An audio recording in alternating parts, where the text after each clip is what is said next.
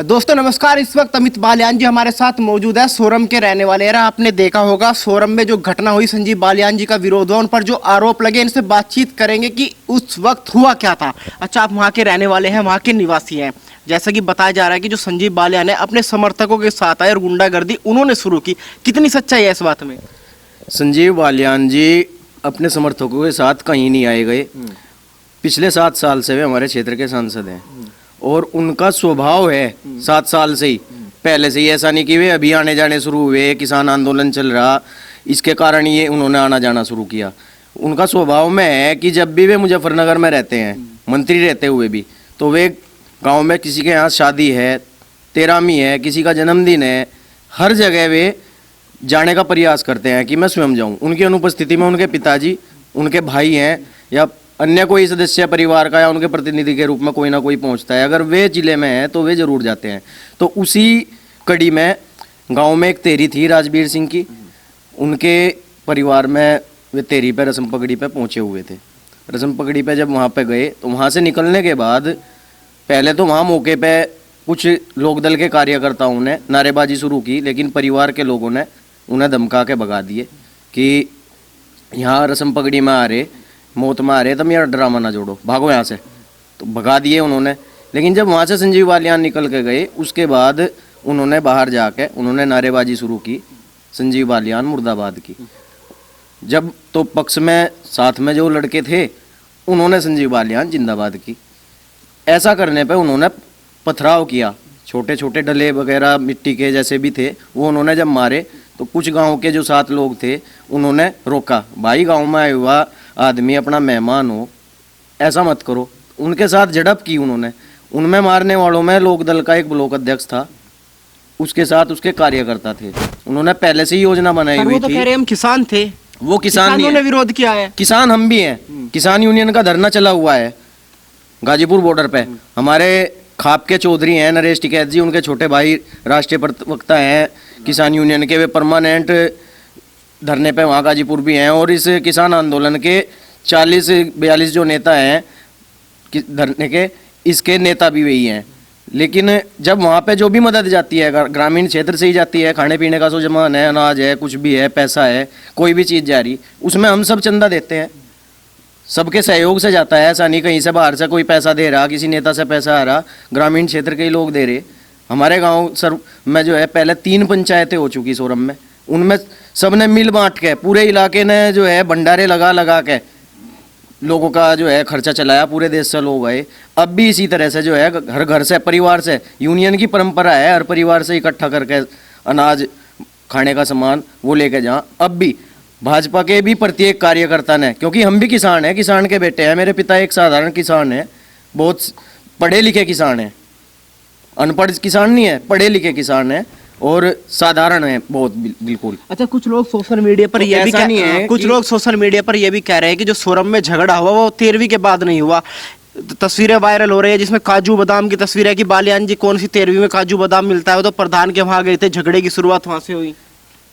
Social media पे तेरी की भी तस्वीरें हैं, जो रस्म पगड़ी की तस्वीरें हैं, वहाँ पे संजीव बालियान जी बैठे हुए तस्वीरें हैं, काजू बादाम की तस्वीरें आदमी पहली बाद की कहीं से भी उठा के निकाल के कोई भी डाल देता है, उसका कोई औचित्य नहीं है, उसका कोई औचित्य नहीं है। पुरानी पता नहीं किसी ने 10 साल पुरानी कोई फोटो निकाल ली, 5 साल पुरानी या 2 साल पुरानी, 1 महीना पहली कोई भी फोटो निकाल ली डाल दो, उससे क्या पता वो कौन बता सकेगा कि ये यही फोटो है।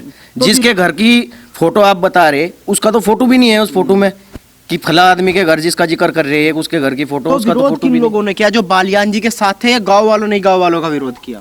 जो लोकदल के कार्यकर्ता गांव में थे, जब उन्हें गांव के किसी व्यक्ति का सपोर्ट नहीं मिला कि, और उन्हें ऐसा लगा कि यहाँ विरोध तो हुआ ही नहीं संजीव बालियान का, क्योंकि 3 दिन पहले एक शादी में भी आए थे संजीव बालियान जी, एक मंडे में आए थे, वहाँ पे कोई विरोध नहीं हुआ। तो कि विरोध दोबारा क्यों नहीं हुआ? भैंसवाल में पहले दिन प्रकरण हो चुका था कि तुम्हें भी करना चाहा, तो उन्हें जब कोई विरोध करने वाला नहीं लगा तो लोकदल के कार्यकर्ताओं ने खुद झंडा उठा के खुद विरोध किया। उनमें अगवानी करने वाला लोकदल का ब्लॉक अध्यक्ष था, बाकी सब उसके पीछे 4-5 लोग वे लोकदल के ही कार्यकर्ता थे, उन्होंने ये सारा काम किया।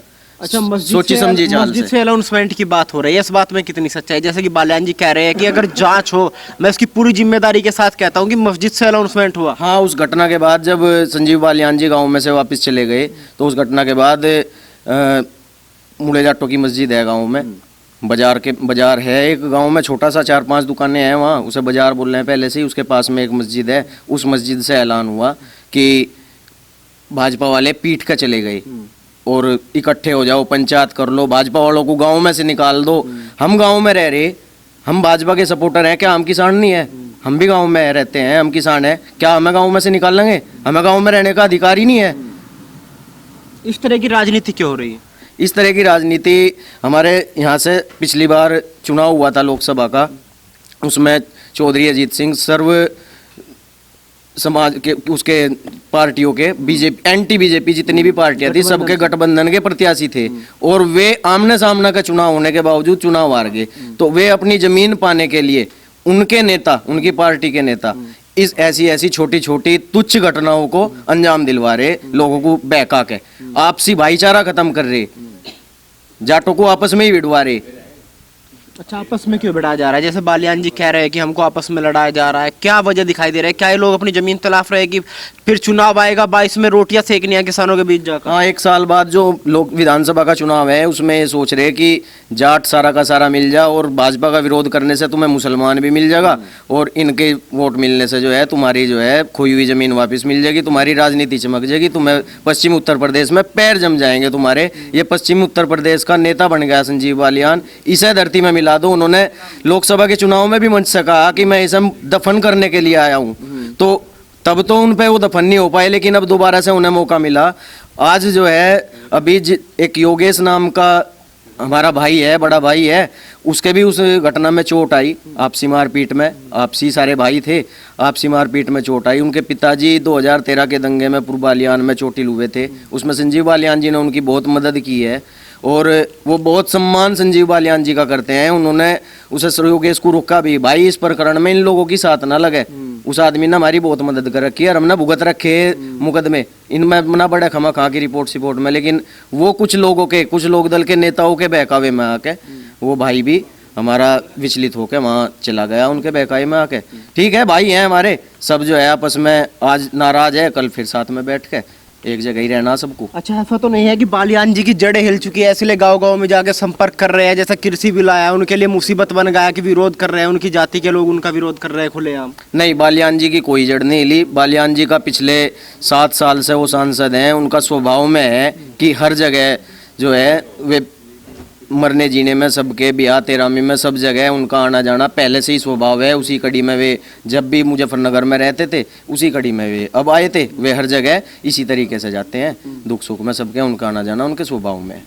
लेकिन जिस तरीके की गंदी राजनीति चल रही है, अगर किसी की किसी से दुश्मनी है तो चुनाव में हराना चाहिए, लेकिन जिस तरीके से मारपीट की घटनाएं हो रही है, गाँव में विरोध हो रहा है, कब जाकर रुकेगा? ये लोकदल का पहले से ही जो है अपना स्वभाव में है, लोकदल के लोगों के, कि पहले तो ये कर लेते थे कि प्रशासन का ज़्यादा दबाव नहीं होता था चुनाव के टाइम पे, और वो ठप्पाबाजी करते थे।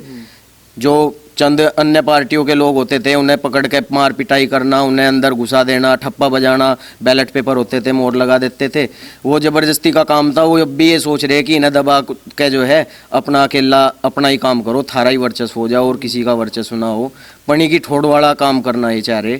ऐसा कुछ नहीं है बाकी, लेकिन अब लोग जागरूक हो गए, पढ़े लिखे हो गए, उन्हें पता हमारा सम्मान कहाँ है, हमारा भविष्य कहाँ है, तो वे अपने सोच से जो है वोट देते हैं। अच्छा, जिस तरीके से पूरी तरीके से राजनीति हो रही है, प्रियंका गांधी लगातार पंचायतें कर रही है मुजफ्फरनगर में आके, अपने आप को किसान का हितैषी बता रही है, जयंत चौधरी पंचायतें कर रहे हैं, क्या लग रहा है फायदा मिलेगा इस चीज़ का?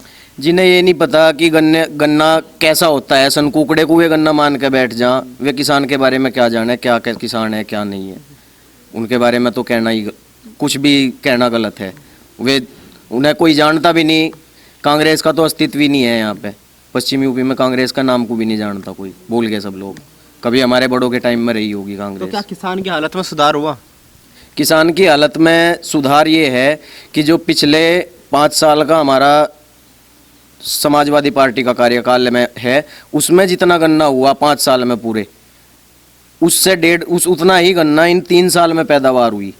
जितना पेमेंट उन 5 साल में हुआ, उतना ही पेमेंट इन 3 साल में हो चुका है। पैदावार ज़्यादा होने की वजह से, चीनी की खपत कम होने की वजह से थोड़ा सा केवल हमारे ज़िले में हमारे शुगर मिल का, बुढ़ाना शुगर मिल का पेमेंट रुका हुआ है, उसमें बालियान जी प्रयासरत रहते हैं। बाकी ज़िले में 8 चीनी मिलें हो रहे हैं, सबका नए सीजन का भी 2-2 महीने का पेमेंट किसानों के खाते में आ चुका है।